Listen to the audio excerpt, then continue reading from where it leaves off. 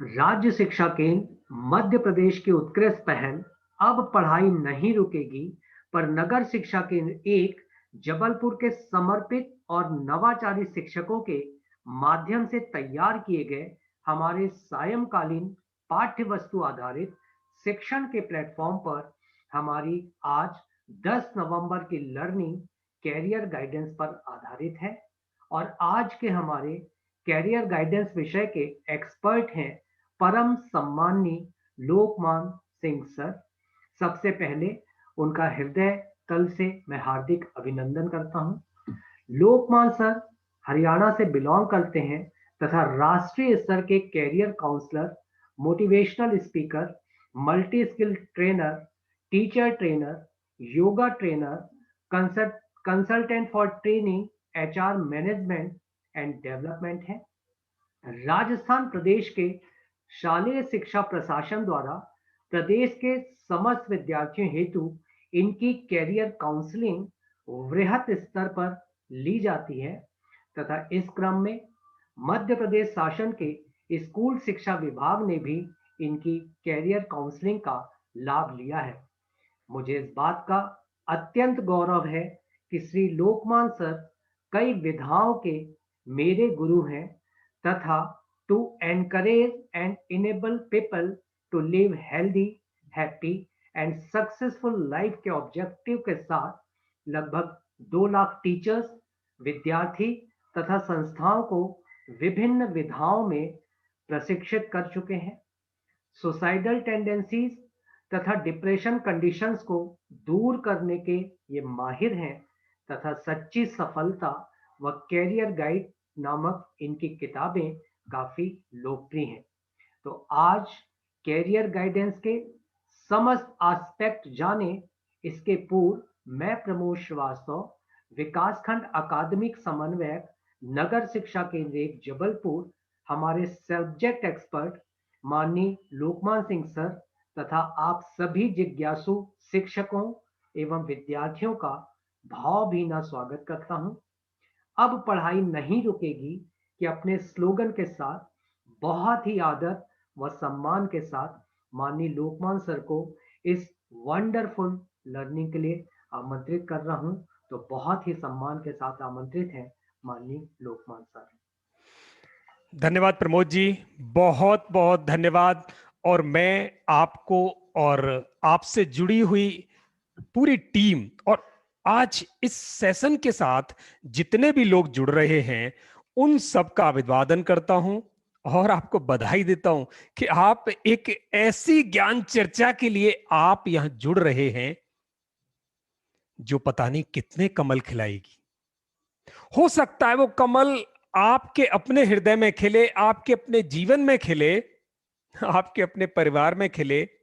और क्योंकि जितने लोग यहां जुड़ रहे हैं वो कहीं ना कहीं शिक्षा से जुड़े हैं और बहुत सारे मेरे शिक्षक बंधु, शिक्षिकाएं, बहनें जुड़ी हैं। वो सब ये जो शिक्षा का प्रसाद आप बांटते हैं, जो जिम्मेदारी, जो दायित्व आपके पास है, अगर ये ज्ञान, ये चर्चा का विषय यहां से प्राप्त आज जो कुछ मैं जिस सक्षम हूं, मैं आपको जो दे रहा हूं, ये बात आगे अंतिम छोर तक उन बच्चों तक पहुंचे जहां दूर दराज से, गांव से और छोटी छोटी जगहों से निकल के वो बच्चे आपके विद्यालयों में आपके आपसे शिक्षा प्राप्त करते हैं। अगर उन बच्चों को उस अकादमिक शिक्षा के साथ ये छोटी सी और ज्ञान की पुड़ियाएं मिल जाएं तो उन बच्चों का जीवन सार्थक हो सकता है। तो यहां उपस्थित सारी जनसभा को मैं ये कहूंगा कि मेरा जीवन भी ऐसे ही आगे आया है। मेरे भी माँ बाप कहीं पढ़े लिखे नहीं थे, किसी देहाती पृष्ठभूमि से, ग्रामीण पृष्ठभूमि से मैं निकल के आया और वहां किसी ने मुझे नहीं बताया, बड़ा संघर्ष करके आना पड़ा।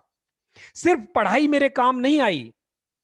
तो वही बात मैं आज आपको बताना चाहता हूं कि सिर्फ पढ़ाई काम नहीं आती, तो उसके साथ क्या जोड़ना चाहिए। तो जैसा आज इस मुहिम पर, जिस प्लेटफॉर्म पर मैं हूं, जिन लोगों ने, प्रमोद श्रीवास्तव जी ने और आपकी पूरी टीम ने मुझे यहां आमंत्रित किया है, मैं आपको धन्यवाद करता हूं कि आपके माध्यम से मैं आज मध्य प्रदेश के जिम्मेदार कंधों से मिल रहा हूं। वो जिम्मेदार कंधे जो शिक्षा को आगे ले जाकर इस देश के लिए, इस राज्य के लिए जाने कितने भावी अच्छे नागरिक और अच्छे लीडर पैदा करेंगे। पता नहीं कहां से कौन निकलेगा और आप में से जाने कौन निमित्त बनेगा उसका। उस निमित्तता में आज मेरी भागीदारी है, इसके लिए मैं अपने आप को धन्य समझता हूं। चलिए आज हम ये डिस्कस करेंगे कि क्यों ग्रामीण पृष्ठभूमि के बच्चे, क्यों आर्थिक जिनके पास ताना बाना कम है वो बच्चे सफलता की उन ऊंचाइयों पर पहले जो जाते थे अब कम जा पा रहे हैं। आज उस कारण को ढूंढ के उस पर निष्कर्ष निकालकर परिचर्चा करके उसका समाधान ढूंढते हैं। तो मैं आज, मेरा नाम लोकमान सिंह है जैसे प्रमोद श्रीवास्तव जी ने बताया, और मैं करियर में मेरा जितना ज्ञान है आज आपको मैं समर्पित करता हूं दोस्तों।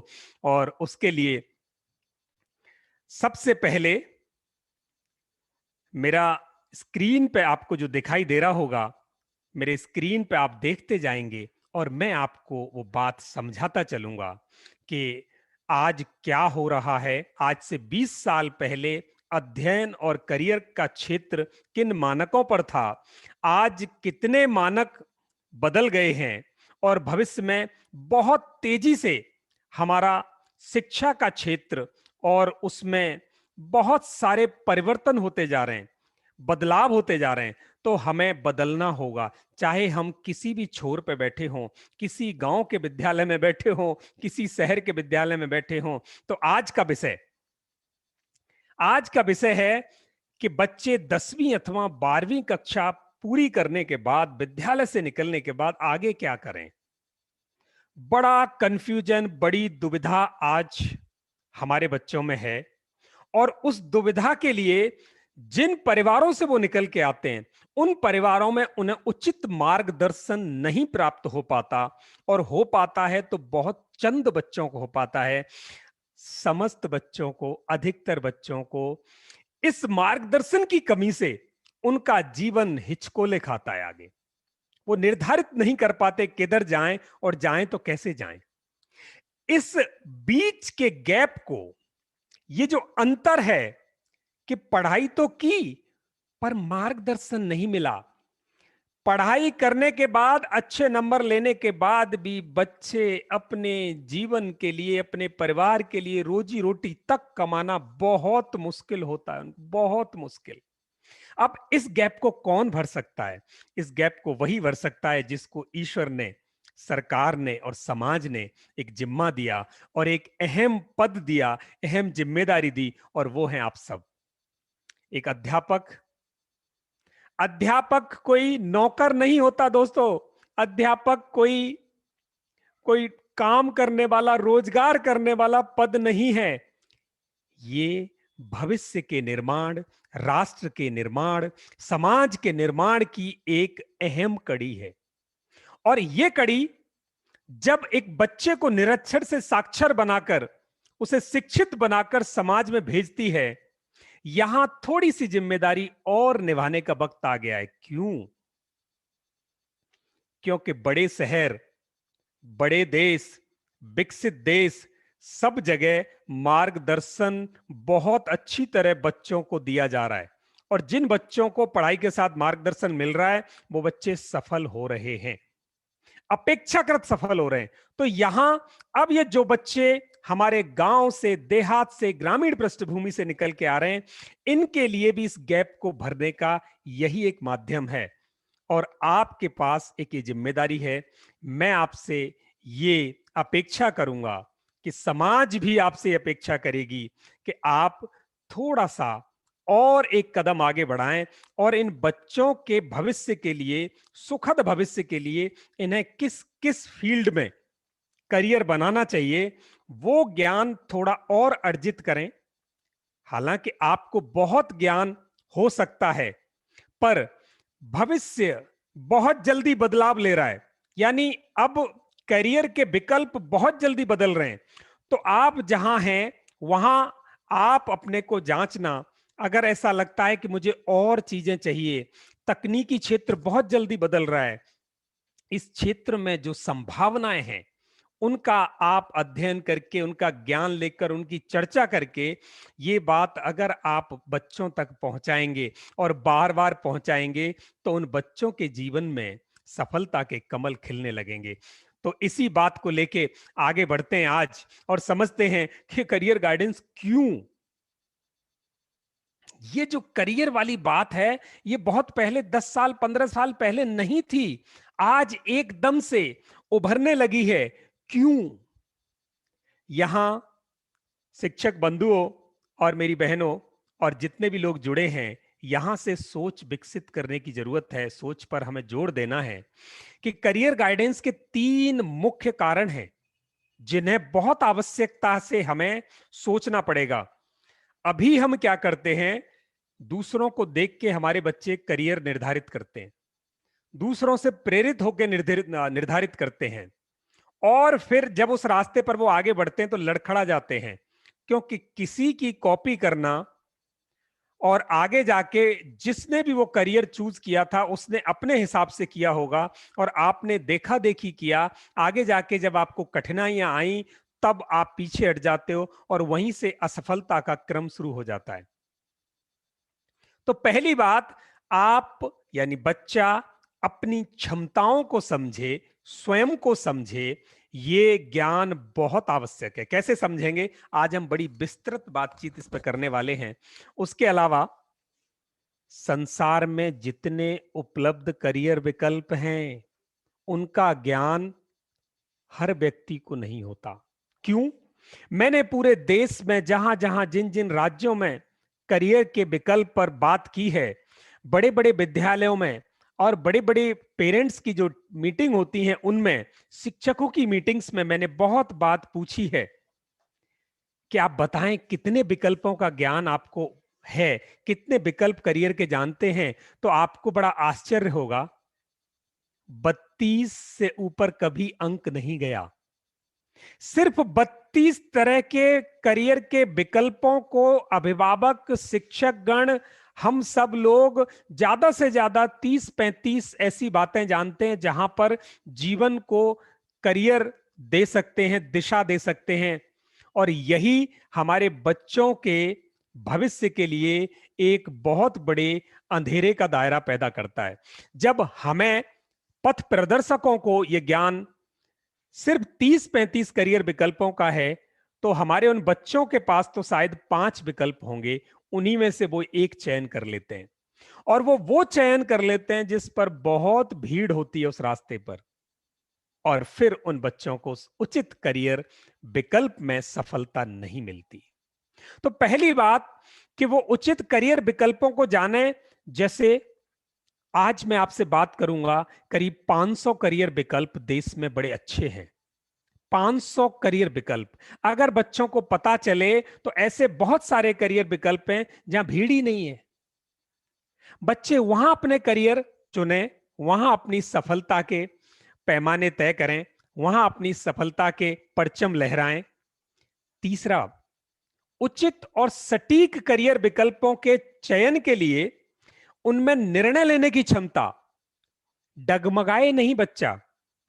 बच्चा कब नहीं डगमगाएगा? जब कोई समझदार व्यक्ति उसके निर्णय को सपोर्ट करेगा, उसे भले बुरे की बात समझाएगा, और एक शिक्षक से अच्छा यह काम कोई और नहीं कर सकता। तो यह जिम्मेदारी मित्रों आपके पास है, हम सबके पास है कि जो बच्चे हमारे संपर्क में हैं, चाहे वो मेरे परिवार के बच्चे हों, चाहे वो मेरे समाज के बच्चे हों, चाहे वो मेरे विद्यालय के बच्चे हों, मेरी ये जिम्मेदारी बनती है कि मैं अपने ज्ञान को निरंतर और बढ़ाता रहूं, करियर विकल्पों का भंडार मेरे दिमाग में और बढ़ता रहे, और मैं मेरे संपर्क में आने वाली अगली पीढ़ी, इनको मैं उसका ज्ञान बांटता रहूं ताकि ये बच्चे अपने जीवन में आगे सफल हो सकें। तो करियर गाइडेंस के 3 बहुत जरूरी आवश्यकताएं। अब सबसे अहम बात, ये करियर होता क्या है? मैं जब भी विद्यालयों में जाता हूं, पूछता हूं कि करियर क्या होता है, तो बच्चों के पास इसका जवाब नहीं होता। कोई जीवन बताता है, कोई इसका मतलब नौकरी बताता है, कोई रोजगार बताता है, कोई सफलता बताता है, पर इसका सटीक जवाब नहीं होता। मैं आज आपके सामने इसका सटीक जवाब रखता हूं, और वो ये है, जीवन में हर व्यक्ति को एक काम का चयन करना पड़ता है, जिस काम के बदले, जिस सेवा के बदले वो दूसरों से कुछ प्राप्त करता है, और उस प्राप्त की हुई वस्तुओं अथवा धन से अपने जीवन का निर्वाह करता है, और उसी क्षेत्र में वो निरंतर आगे प्रगति करता है। तो वो एक काम जिसे वो अपनी जीविका कमाने, और जीविका ही नहीं, प्रगति के लिए, हर आदमी प्रगति चाहता है, प्रगति के लिए जीवन में लंबे समय तक करने के लिए। अब लंबे समय तक क्यों? डॉक्टर इंजीनियर नहीं बनता, इंजीनियर वकील नहीं बनता, और वकील पायलट नहीं बनता, और पायलट डॉक्टर नहीं बनता। यानी जो कार्य उन्होंने अपनाया उसे लंबे समय तक करते हैं, ऐसे कार्य को हम करियर कहते हैं। ये इसकी परिभाषा हुई। ये बात मैं आपसे अपेक्षा करूंगा कि अंतिम बच्चे तक जाए, कि बच्चे, करियर ये होता है, रोज बदलने का नहीं। हमारे बच्चे जो विद्यालयों से निकलते हैं, विद्यालय में कुछ और ख्वाब होते हैं, और जब वास्तविक समाज में जाते हैं तो वहां परिदृश्य कुछ और होता है। वहां सोच के जाते हैं हम कुछ और बनेंगे, और वहां जाने के बाद परिस्थिति उन्हें कुछ और बना देती है। तो यहां विद्यालय काल में जब वो 8वीं कक्षा से और 12वीं कक्षा के बीच में है, तब हम अध्यापकों का यह दायित्व बनता है कि हम उन बच्चों को करियर क्या होता है, कैसे बनाना चाहिए, किस क्षेत्र में वो जा सकते हैं, कौन से क्षेत्र अच्छे हैं, ये विकल्प उन्हें इस समय पर दे दें। और बार बार अगर ये हम समझा दें तो वो बच्चे अपने मन में एक ऐसी धारणा क्रिएट अभी से कर लेंगे, जिससे कि वो बच्चे अपने जीवन में रास्ते को सुगमता से तय कर सकें। अब ये करियर के दो विकल्प होते हैं। पहला विकल्प वो है, 10वीं करने के बाद अथवा 12वीं करने के बाद एक छोटा सा डिप्लोमा किया और नौकरी लग गई, रोजगार पा गए, काम पा गए। जैसे अगर किसी ने आईटीआई कर लिया वेल्डर में, तो वेल्डिंग के काम शुरू कर दिया उसने, या तो अपना काम शुरू किया या कहीं किसी कारखाने में काम करना शुरू किया, तो वो वेल्डर हो गए। किसी ने टर्निंग का कर दिया, किसी ने लकड़ी का काम किया, किसी ने प्लंबिंग का काम किया, किसी ने कंप्यूटर ऑपरेटर का काम किया, और किसी ने एयर होस्टेस बनने के लिए किसी बच्ची ने एक ट्रेनिंग ली, और फिर वो उस कोर्स में, उस करने के बाद उस करियर में चले गए, उनको रोजगार मिल गया।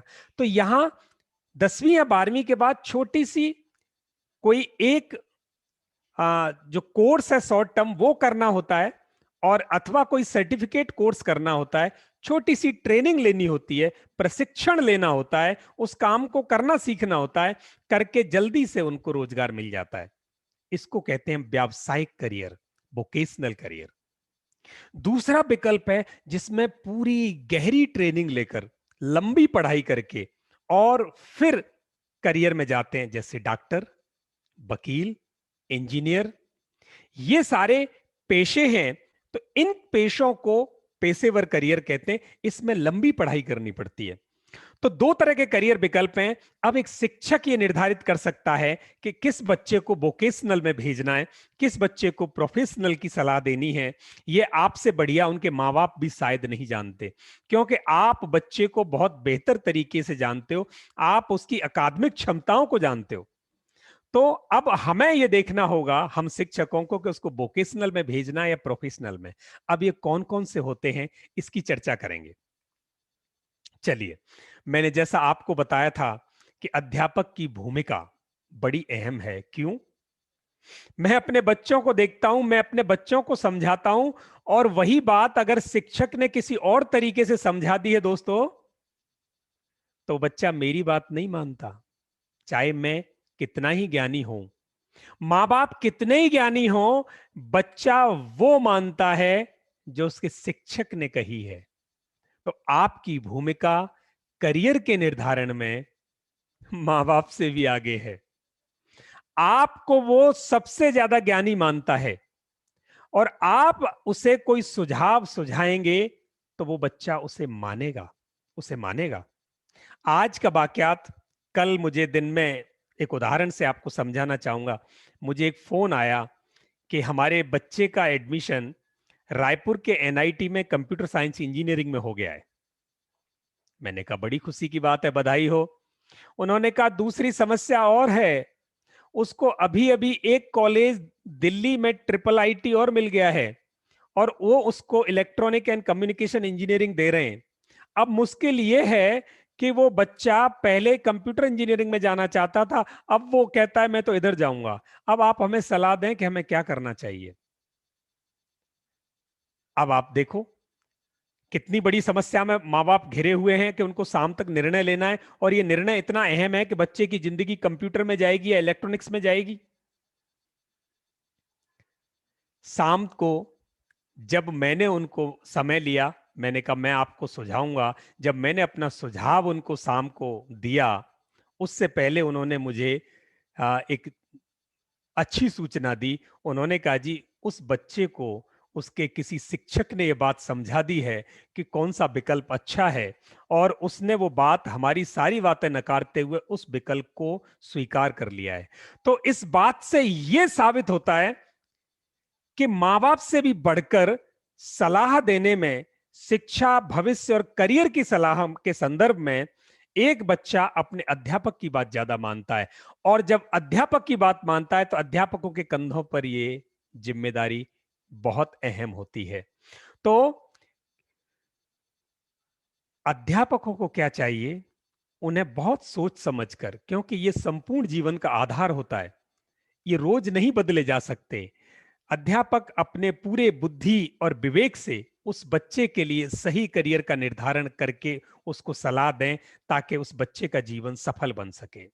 दूसरा कारण, विद्यालय से वास्तविक संसार की यात्रा का सच अलग होता है। विद्यालय में सपने बहुत देखे जाते हैं और जब उन सपनों को लेके बच्चा उस युद्ध के क्षेत्र में उतरता है जो वास्तविक जीवन से भरा हुआ है, और वहां जाके देखता है कि वहां बहुत प्रतियोगिता है, बड़ा कंपटीशन है, बहुत संघर्ष है। अब वहां उस संघर्ष में उसे कोई सलाहकार नहीं दिखाई देता, और हमारे विद्यालय इस संघर्ष और वहां के सच का मार्गदर्शन करना और उसका शीशा विद्यालय में दिखाना, ऐसा सारे विद्यालयों में सारे शिक्षक नहीं कर पाते, क्योंकि उनके पास अपने जो सिलेबस है, जो पाठ्यक्रम है, उसको पूरा करने की भी जिम्मेदारी अहम है।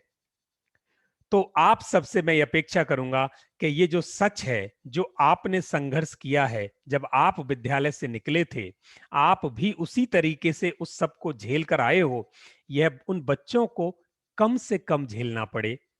ऐसी सुगमता से आप उन्हें करियर विकल्पों का ज्ञान और वास्तविकता का ज्ञान दे देंगे, तो मित्रों उन बच्चों का जीवन सफल हो जाएगा और आपको उसका श्रेय मिलेगा। आपको फक्र होगा कि आप ऐसे कुछ बच्चों के जीवन में कमल खिला सके सफलता का। अब मैं आपको लेके चलता हूं एक ऐसा सच जो वास्तव में जानने योग्य है, और ऐसा सच जो यह बताएगा कि हर बच्चा सफल क्यों नहीं होता। जब विद्यालय में होते हैं तो हर बच्चा चाहता है कि मैं सफल हूं, और हर अध्यापक भी पढ़ाता इसलिए ही है कि हर बच्चा सफल हो, पर हर बच्चा सफल नहीं होता। आखिर क्यों? आइए इसका कारण जानते हैं और फिर हम समाधान की तरफ बढ़ेंगे।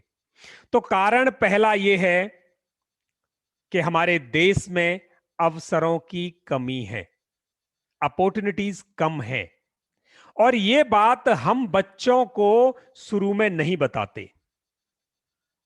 अब मैं एक बानीगी आपको दे रहा हूं, एक सैंपल आपको दे रहा हूं कि कुछ अवसर मैंने यहां दिखाए। मैं अक्सर जब ग्रामीण पृष्ठभूमि के विद्यालयों में जाता हूं तो वहां जो बच्चे होशियार होते हैं विद्यालय में, मैं उनसे पूछता हूं क्या बनोगे, तो वो कहते हैं आईएएस, कलेक्टर बनेंगे। और जब मैं पूछता हूं उसकी वास्तविकता क्या है, तो वो कहते हैं वो लाल गाड़ी में घूमते हैं इसलिए। वो बहुत बड़े अफसर होते हैं।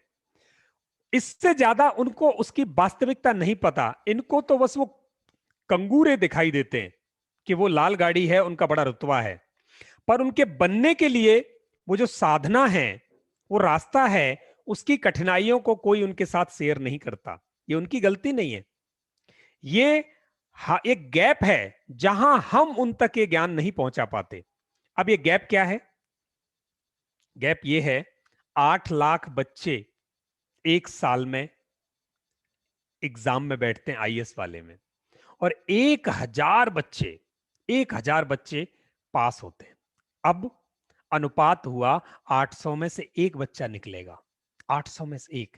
और जो आईएएस की तैयारी करते हैं उसमें बहुत ज्यादा अनुपात ऐसे बच्चों का होता है जो सक्षम होते हैं, बहुत मेहनत कर रहे होते हैं, होशियार होते हैं।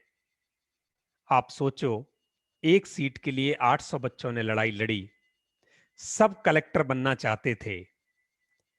उन 800 में से सबसे ज्यादा जिसने मेहनत की वो एक बच्चा सफल हुआ, और बाकी 799 सफल नहीं हुए। अब उन 799 की मनोस्थिति को आप देखना, मनोस्थिति को देखना कि वो ऐसी, उन पर क्या बीतती होगी। उसमें से कुछ तो अपने जीवन को खपाने के लिए सोचते हैं, यानी उनको फिर कोई भविष्य की उनके सामने कोई इमेज नहीं बचती। वो अपने जीवन का अंत करने तक सोचते हैं। कितनी बड़ी विडंबना है। और ये क्यों? क्योंकि कहीं एक गैप था, कहीं एक ज्ञान की कमी थी, एक प्रशिक्षण की कमी थी जो समय रहते उन बच्चों को नहीं बताया गया। तो ये सच है कि 1,000 सीट 8 लाख सीट में नहीं बदल सकती, पर दूसरा सच और संभावना यह है कि इन 8 लाख के 8 लाख बच्चों को एक रास्ता दिखाया जा सकता है कि अगर कलेक्टर नहीं तो आप ये बन सकते हैं।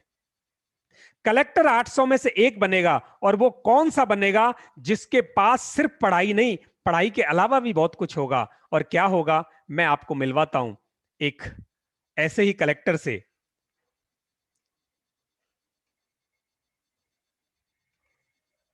मैंने जीपीएससी क्लियर किया क्लास 1 गुजरात में रैंक 34 था। यूपीएससी क्लियर किया rank 570 IPS becoming the youngest IPS in मैं गुजरात। आपको मिलवाता हूं एक ऐसे ही IPS. And then people come to you. बहुत मैंने जीपीएससी क्लियर किया क्लास 1 गुजरात में रैंक 34 था। यूपीएससी क्लियर किया। प्रमोद जी, आपको आवाज आ रही है? क्लियर है सर, बिल्कुल आवाज क्लियर है। सुनिए इस बच्चे को और फक्र महसूस कीजिए। Rank 570 IPS becoming the youngest IPS of Gujarat at such a early age. And then people come to you and बोलते हैं आप बहुत नसीबदार है, you are very lucky. I tell them in reverse, luck favors the brave. कोई अपना luck साथ में लेके नहीं आता, वो बनाना पड़ता है। अगर आपके पास रिस्क लेने का एटीट्यूड है, मैं गुजराती हूं and we know the business, and business का एक ही फंडा है, higher the risk higher the profit. So अगर 8:30 को आपका एक्सीडेंट होता है और 9 o'clock आप मेंस की एग्जाम देने जा सकते हैं, इंटरव्यू से पहले 1 महीने तक आप हॉस्पिटलाइज्ड है और उससे 1 वीक पहले आप दिल्ली जाके उसकी प्रिपरेशन कर सकते हैं, तो luck has to come with you. उसको आना पड़ेगा और आपको आईपीएस बनाना पड़ेगा। लोग बोलते हैं कि एक्सीडेंट के बाद आप जाके आए एंड ऑल, तो द सिंपल था कि मैं एग्जाम के लिए निकला, मेंस मेरा था, सुबह GS3 का पेपर था। 8:30 को मेरा स्कूटी स्लिप हो गया, मेरा लिगामेंट इंजरी हो गया, लेफ्ट हैंड में इंजरी था, सीट से ब्लीडिंग हो रहा था। लेकिन मेरे पास 2 ऑप्शन थे।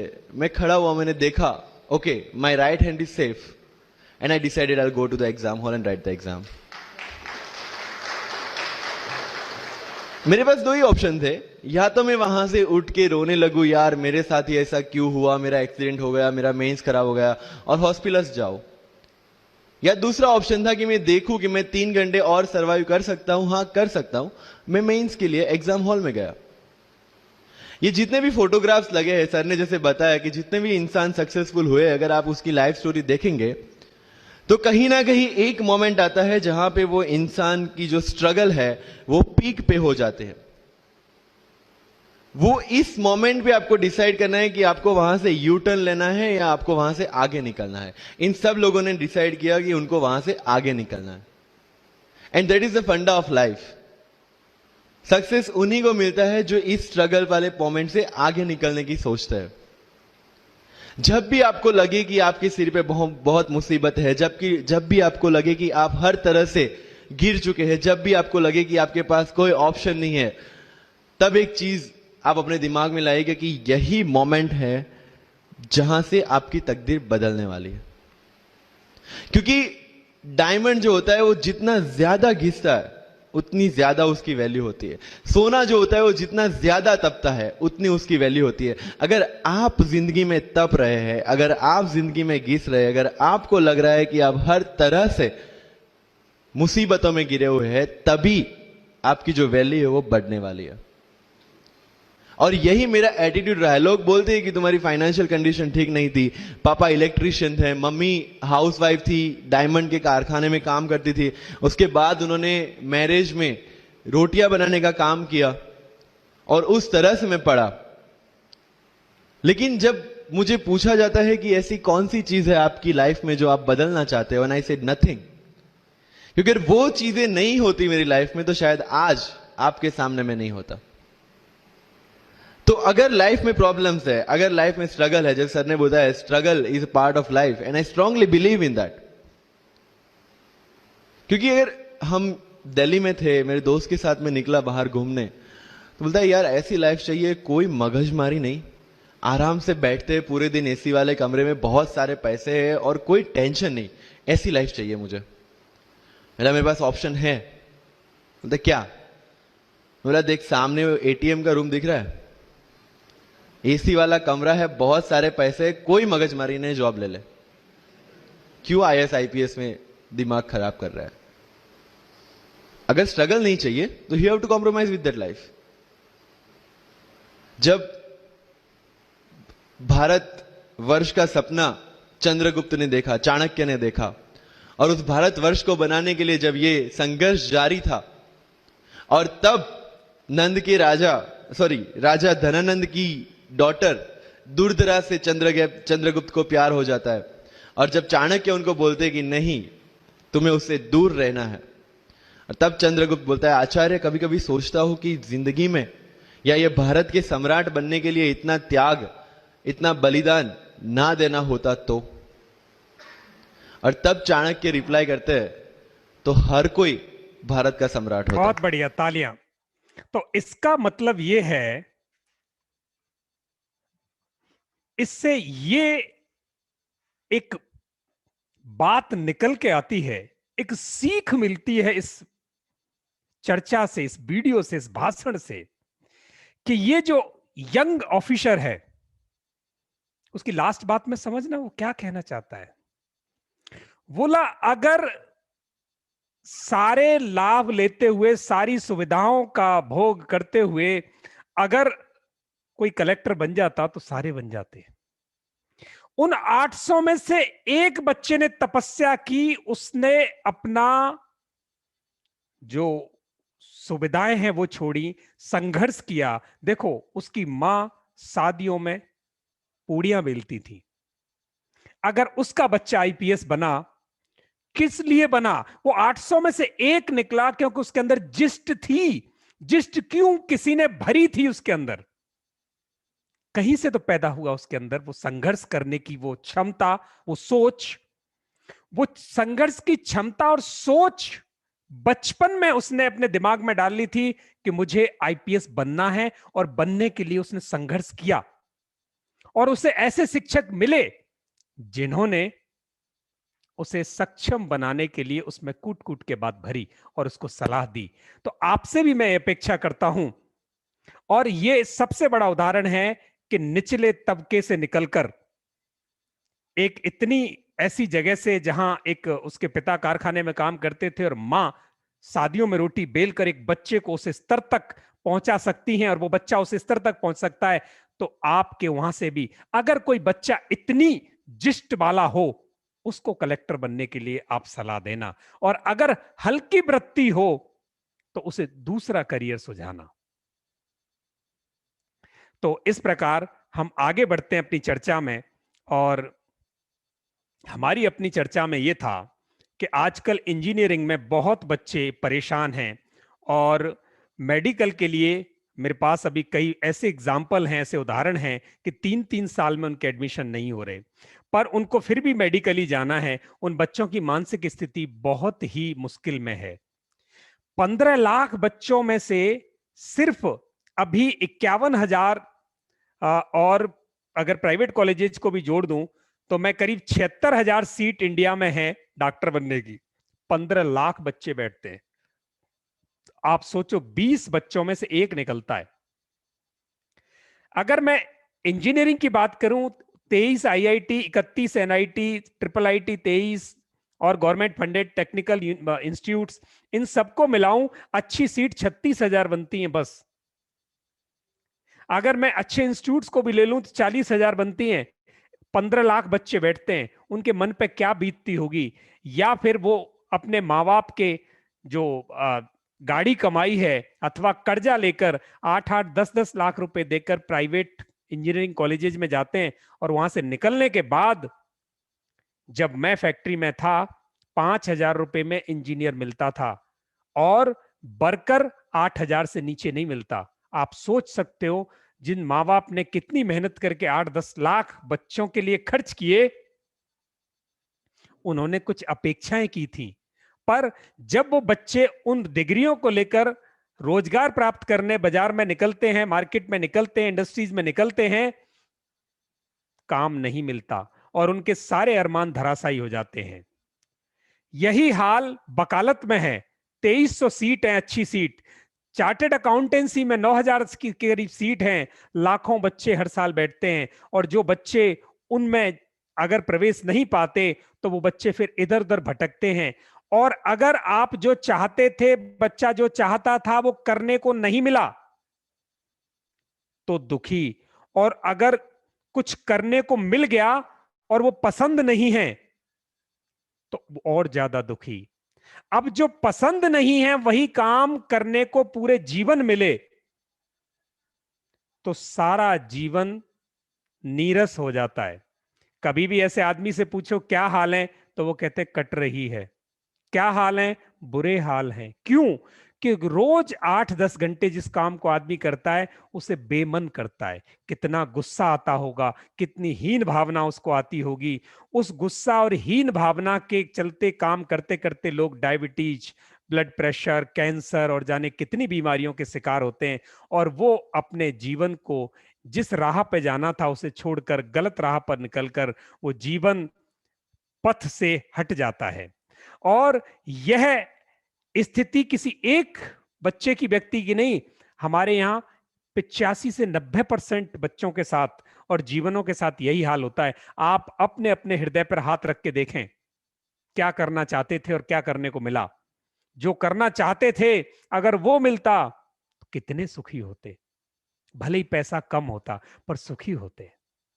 जो करने को मिला वो पसंद नहीं है, पैसा भले ही कितना ही मिले, संतुष्टि नहीं होती। तो यह जो गैप है, इसे आप खुद के लिए अभी तक शायद नहीं भर सके, अगली पीढ़ी के लिए आप मौका दे सकते हो कि वो अपनी पसंद और क्षमताओं के क्षेत्र में आगे बढ़ सकता है। और ऐसे विकल्प बहुत मौजूद हैं। तो इन विकल्पों के लिए अब आगे बढ़ते हैं कि वो कौन से विकल्प ऐसे मौजूद हैं और आप उनको क्या सुझाओगे। दूसरा कारण था बेमेल करियर विकल्प, जो मैंने अभी बताया। जो पसंद है वो मिल गया तो गड़बड़ हो गई, जो पसंद है मिल गया तो ठीक, नहीं मिला गड़बड़ हुई, जो मिला वो पसंद नहीं फिर गड़बड़ हुई।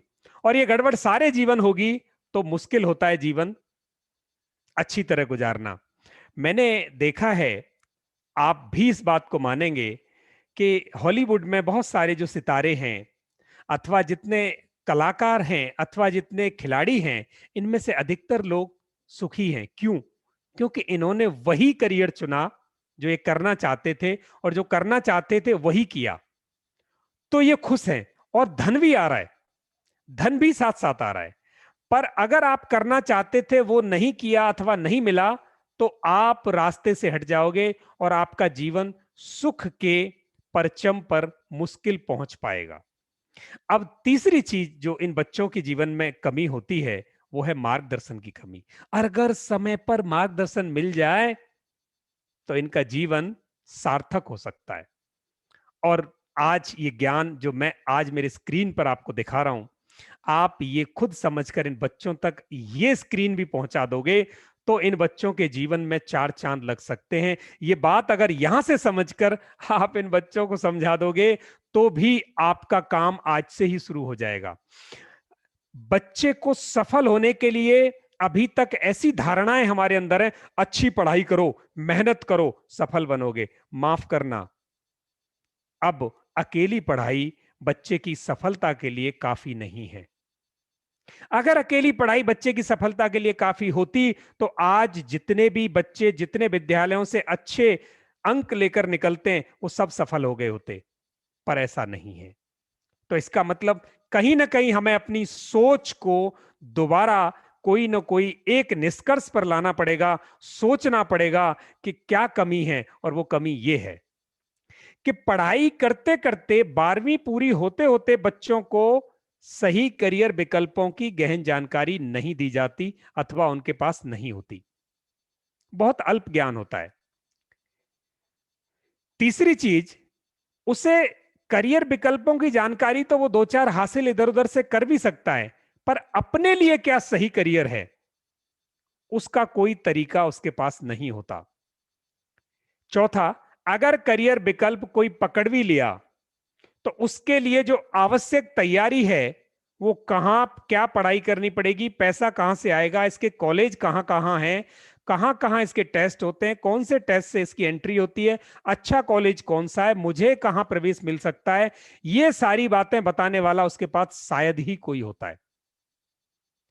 जब ये 3 चीजें मिसिंग हैं तो उस बच्चे को हम कहेंगे मार्गदर्शन की कमी है। और फिर भले ही वो विद्यालय में अकादमिक शिक्षा में अच्छे अंक ले आए, फिर भी कोई गारंटी नहीं होती कि वो सफल हो जाए। वहीं अगर एक बच्चे के अंक भले ही थोड़े कम हैं पर समय पर उसे सही मार्गदर्शन मिल गया, वो बच्चे आगे चले जाते हैं। जैसे मैं एक उदाहरण दूं, मेरे साथ एक बच्चा पढ़ता था, हम पूरे बैच में, वो बच्चा पूरी कक्षा में सबसे होशियार था।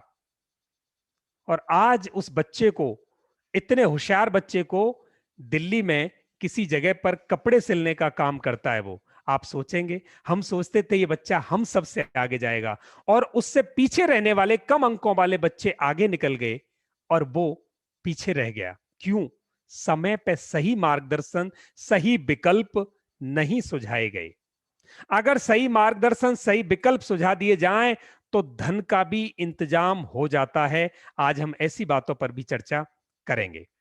अब ये सही बात जो मैंने आपको बताई, ये बात तो ठीक है कि साहब मार्गदर्शन नहीं मिला, पर मार्गदर्शन में क्या हो, मार्गदर्शन में क्या हो। तो आज की इस चर्चा का जो असली निचोड़ है वो आपके सामने स्क्रीन पे आ रहा है। और अगले 5 मिनट आपकी सोच को बदल सकते हैं और आपसे जुड़े हुए उन बच्चों के जीवन में परिवर्तन ला सकते हैं। तो उचित तरीका क्या है सही करियर विकल्प का चयन करने का? 4 चीजें चाहिए। सबसे पहले, मैंने शुरू में पहला विकल्प दिया था, आपको याद होगा, कि स्वयं की क्षमता की पहचान। हर बच्चे की अलग क्षमताएं हैं और शिक्षक या अभिभावक, माता पिता, बच्चे की क्षमताओं को सबसे अच्छी तरह जानते हैं। पर शिक्षक के पास बाहरी दुनिया का ज्ञान ज्यादा है, करियर्स का।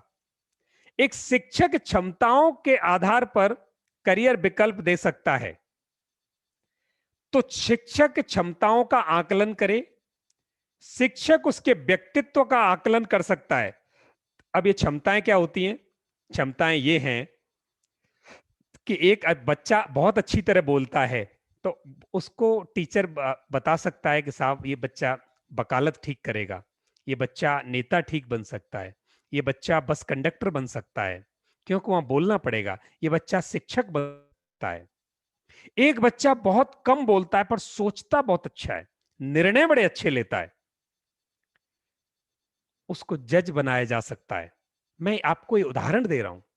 तो ये क्षमताओं पर आधारित है। अच्छा, दूसरा है व्यक्तित्व। व्यक्तित्व का करियर के लिए बड़ा महत्व है।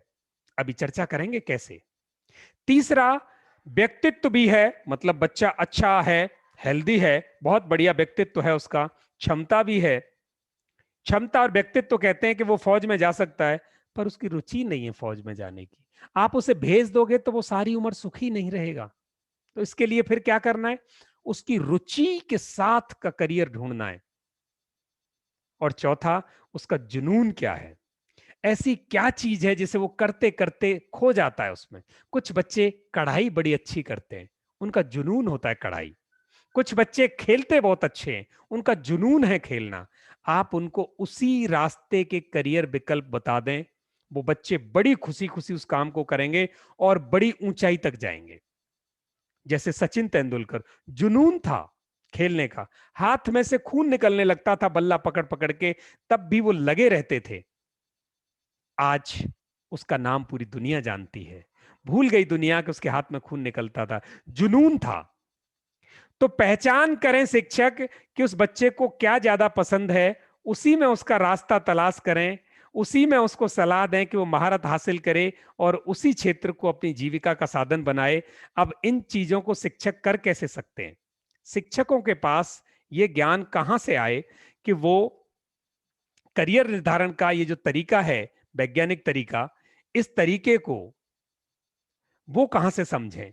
तो मैं आपके सामने मेरे स्क्रीन पर ये बातें बता रहा हूं जो आपको बहुत ही ये सहायता करेंगी, हेल्प करेंगी, मदद करेंगी कि आप एक बच्चे को सही करियर निर्धारण के लिए बता सकते हो। जैसे एक बच्चा आपकी कक्षा में गणित में बड़ा तेज है, न्यूमेरिकल एप्टीट्यूड उसका बढ़िया है, समस्याओं को, प्रॉब्लम्स को, सूत्रों को बहुत आसानी से वो सुलझा लेता है।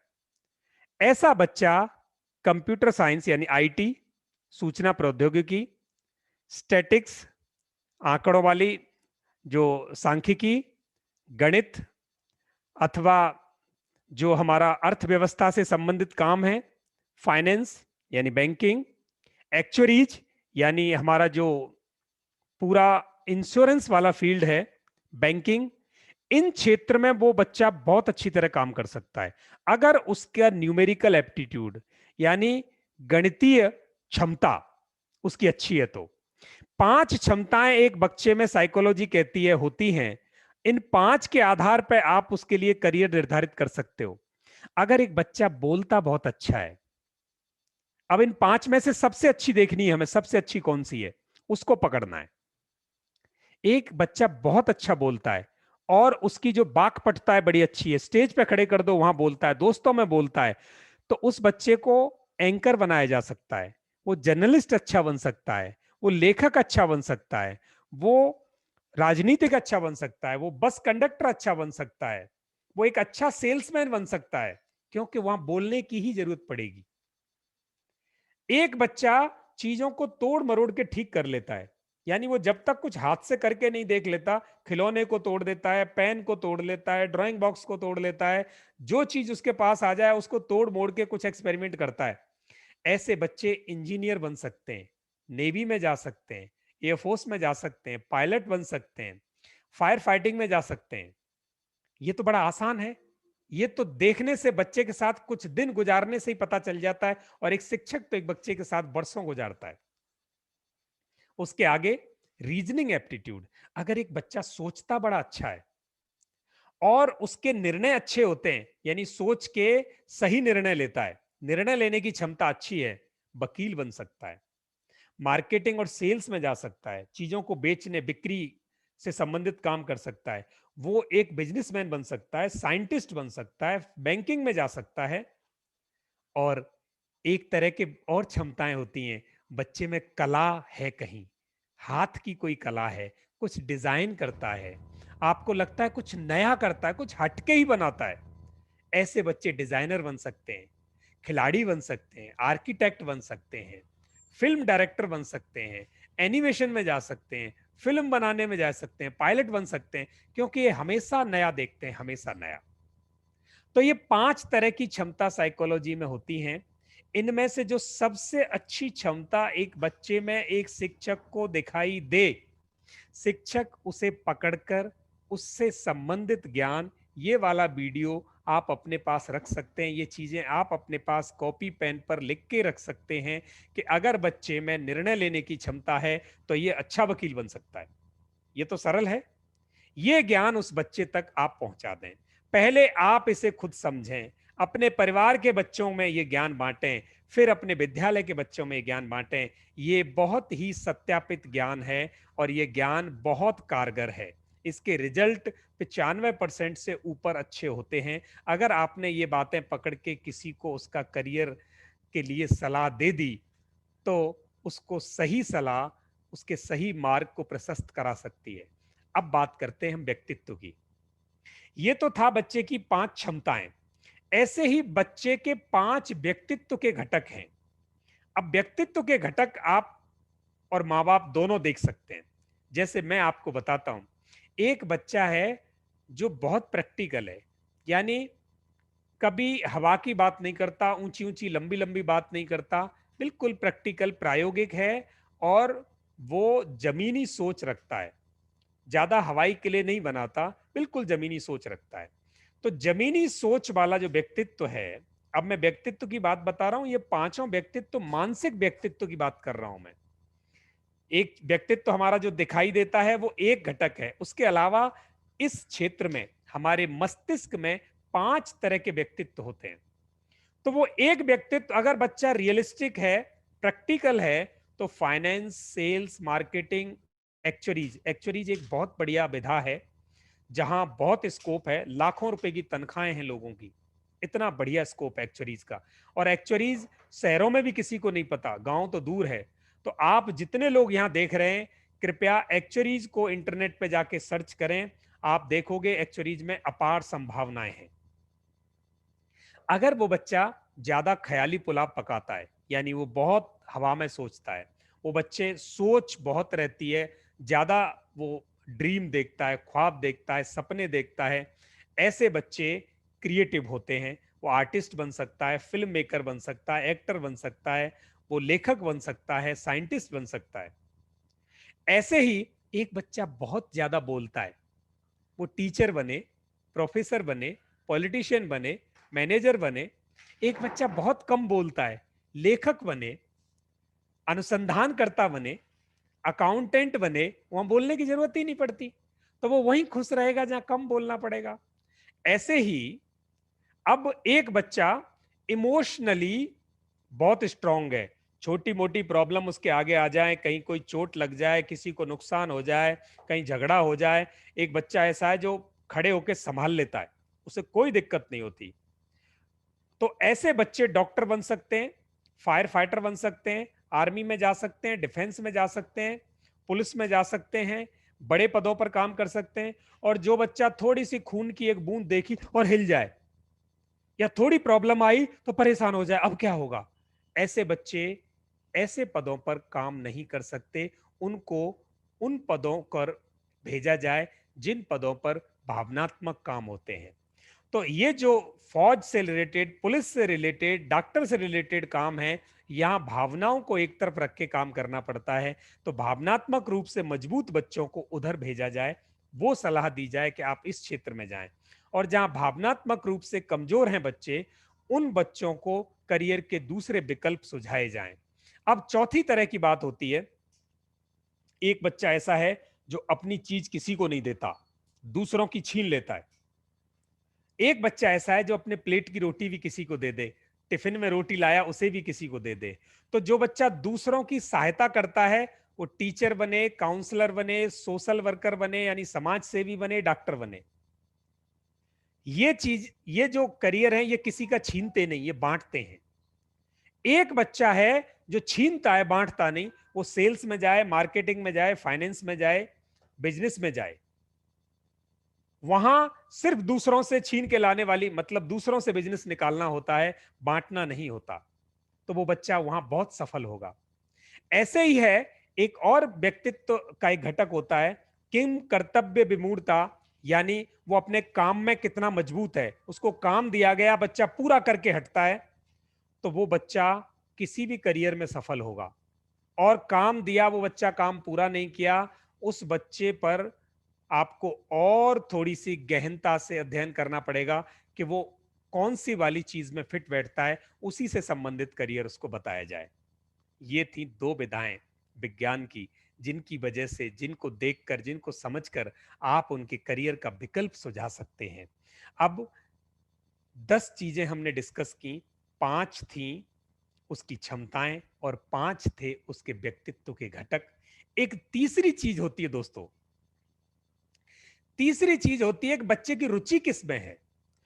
तो विज्ञान ये कहता है, साइकोलॉजी ये कहती है कि एक बच्चे में 6 प्रकार की रुचि हो सकती हैं, जिसमें से एक या दो रुचि बहुत अच्छी होगी, बाकी रुचि थोड़ी मध्यम होंगी या न्यूनतम होंगी। अब इस 6 में से जो रुचि अच्छी है, उस रुचि का करियर उसे बता दो। जैसे एक बच्चा बहुत रियलिस्टिक है, रियलिस्टिक का मतलब है वो अपने हाथ से काम करने की इच्छा रखता है, कोई काम दे दो हाथ से काम करता है, खुद ही करता है। वो इंजीनियर बन सकता है, आर्किटेक्ट बन सकता है, पायलट बन सकता है, मिलिट्री में जा सकता है, वन विभाग में जा सकता है। एक बच्चा है जो खुद काम नहीं करता, उसे काम दे दो वो दूसरों से काम करवाता है, उंगली दिखा के दूसरों से काम निकलवा देगा। तो वो बच्चा कहां जाएगा? मैनेजर बनेगा, सेल्स में जाएगा, बड़ा अफसर बनेगा। ठीक है, वो दूसरों से काम निकलवा सकता है। अब एक बच्चा है जो हर बात की बाल की खाल निकालता है, आप जब कक्षा में पढ़ा रहे होंगे तो बड़े सवाल पूछेगा। वो बच्चे खराब नहीं होते हमेशा, ऐसे बच्चों को आदत होती है। वकील बात में से बात निकालता है, इकोनॉमिस्ट आंकड़े में से आंकड़ा निकालता है, अनुसंधान करता हर आंकड़े में और अंदर जाता है, साइकोलॉजिस्ट हर बात की तह में घुसता है, डॉक्टर छोटी सी बात की तह में जाएगा। तो उनको ये करियर सुझाओ, पुलिस में जाएं वो, जहां उनको अनुसंधान करना पड़ता है। अच्छा, एक बच्चे में इंटरेस्ट है, वो कलाकार है, गाता है, नाचता है, अथवा कुछ डिजाइन करता है, अथवा कुछ लिखता है। तो बच्चे में अगर कोई कला आपको दिखाई देती है, तो उस बच्चे को उस कला से संबंधित करियर आप बताओ, क्योंकि उसकी रुचि उसी में है। आप रुचि के विरुद्ध करियर दे दोगे तो उसके अंदर का जो एक क्रिएटिव इंसान बैठा है वो मुरझा जाएगा, और मुरझाया हुआ इंसान, मुरझाए हुए मन वाला इंसान कभी सफलता के परचम नहीं लहराता। ये बात आप सब मानते होंगे। मित्रों, दो और करियर हैं। एक बच्चा अगर अपनी चीजें दूसरों के साथ बांटता है, ऐसी रुचि उसकी है, ऐसा व्यवहार उसका है, तो वो शिक्षक, नर्स, थेरेपिस्ट, समाज सेवी, काउंसलर बने। और एक बच्चा ऐसा होता है, कई बच्चे आपने देखे होंगे, उसको काम बता दो वो उतना ही करेगा। आप अगर काम नहीं बताया तो वो नहीं करेगा। जैसे अगर वो घर में बैठा है और चूल्हे से दूध उबल के नीचे गिर रहा है और उसे किसी ने बताया नहीं तो नहीं करेगा। पूछो कि देख क्यों नहीं रहा था, तो कहेगा नहीं, हमें किसी ने कहा नहीं। तो जो लोग नियम से बाहर बिल्कुल नहीं जाते, उनको कहते हैं कन्वेंशनल, रूढ़िवादी। रूढ़िवादी जिनकी रुचि है, वो बैंक में जाएं, क्लर्क बने, डेटा एनालिस्ट बने, क्रेडिट मैनेजर बने, क्योंकि इन स्थानों पर क्लर्क अपना कोई नियम नहीं लगाता। क्लर्क को जो नियम बताए गए, उन्हीं नियमों पर क्लर्क आगे काम करता है। बैंक में कोई भी आदमी अपनी मर्जी से पैसे जेब में रख के नहीं ला सकता, क्योंकि वो नियमों से बंधे हुए हैं, वो नियम से बाहर कोई काम नहीं कर सकते। तो आज ये चर्चा आज यहां विराम लेगी कि आप किसी बच्चे के करियर का सुझाव देने से पहले ये जो 3 चित्र मैंने मेरे स्क्रीन पर आपको बताए, इन तीनों के फोटो लेकर अथवा अपनी डायरी में लिखकर रखें और इन पर थोड़ा चिंतन करें, चर्चा करें। और इस पर किसी विषय से संबंधित, किसी करियर से संबंधित आपको किसी सहायता की आवश्यकता हो, तो इसी चैनल पर आप संपर्क कर सकते हैं। प्रमोद श्रीवास्तव जी की टीम को संपर्क कर सकते हैं। वो आपका वहां से क्वेरी, प्रश्न हमें भेज देंगे। हम बड़े फक्र के साथ आपको उसका उत्तर भिजवाएंगे। आपको अपने बच्चे के लिए, स्वयं के लिए अथवा विद्यालय के बच्चों के लिए ऐसी सेवाएं, सलाहें जब जब चाहिए होंगी, हमें बड़ी खुशी होगी। हम आप तक ये अपना ज्ञान पहुंचाते रहें, परंतु आपसे ये अपेक्षा करेंगे, ये निवेदन करेंगे कि ये ज्ञान, जो 3 चित्र मैंने आपको बताए, इन तीनों चित्रों को गहन अध्ययन करके कि कौन सा बच्चे में कौन सा गुण है, वो कहाँ जा सकता है, उसके हिसाब से उसमें क्या-क्या चीज़ अच्छी है, उसके रुचि किस में अच्छी है, उसका पर्सनैलिटी किस में अच्छी है, उसकी क्षमता कौन-सी अच्छी है, तीनों को एक साथ 3 शब्दों को जोड़ के आप निकाल लो, जो चीज़ मैच करती है, वही उसका सबसे उत्तम करियर का विकल्प होगा। और उस करियर के विकल्प में आगे बढ़कर उसे क्या-क्या करना पड़ेगा, कौन से कॉलेज, कौन से टेस्ट, कौन से एग्ज़ाम, कहाँ-कहाँ, क्या-क्या होता है, कितनी फीस लगती है और कितने पैसे लगेंगे, कितने वर्ष लगेंगे, क्या-क्या बन सकता है, ये सब ज्ञान फिर हम किसी दिन एक चर्चा और रख सकते हैं। ये चर्चा हम अगले अगले वाले सत्र में कर सकते हैं कि वो बच्चे कौन-कौन से कॉलेज में, कहाँ-कहाँ, क्या-क्या कर सकते हैं। ये ज्ञान मैं अपेक्षा करूँगा आप सब उन बच्चों तक पहुँचाएँ। इसी के साथ आज का ये सत्र मैं यहाँ अपने इन शब्दों के साथ यहाँ पूरा करूँगा। आप सबका बहुत-बहुत धन्यवाद। जिस शिद्दत से आप सबने सुना, उसके लिए मैं आपका आभारी रहूँगा। मुझे बड़ी खुशी है, आप जितने ज़्यादा प्रश्न हमें पूछेंगे, हमें उतनी ज़्यादा खुशी होगी, क्योंकि आपके माध्यम से ये जो प्रकाश के पुंज हैं, उन बच्चों तक पहुँचेंगे, जो इस देश और इस राष्ट्र और इस राज्य का, इस समाज का भविष्य निर्माण कर रहे होंगे। धन्यवाद, बहुत-बहुत धन्यवाद आप सबका और प्रमोद जी आपका। ये अब बारी है आप सभी के बिहाफ पर आज के एक्सपर्ट माननीय लोकमान सर को आभार व्यक्त करने का, क्योंकि जीवन का निर्धारक जो कैरियर है वो एक बहुत जटिल विषय है और उस जटिल विषय को सर आपने इतनी सुगमता के साथ समझाया, इसके लिए पूरे स्कूल शिक्षा विभाग की तरफ से मैं प्रमोद श्रीवास्तव आपका बहुत बहुत आभारी हूँ। बहुत बहुत धन्यवाद सर। बहुत बहुत धन्यवाद। स्वागत है सर, स्वागत है आप सबका। बहुत-बहुत धन्यवाद आप सबका मुझे ये मौका देने के लिए। शुभ रा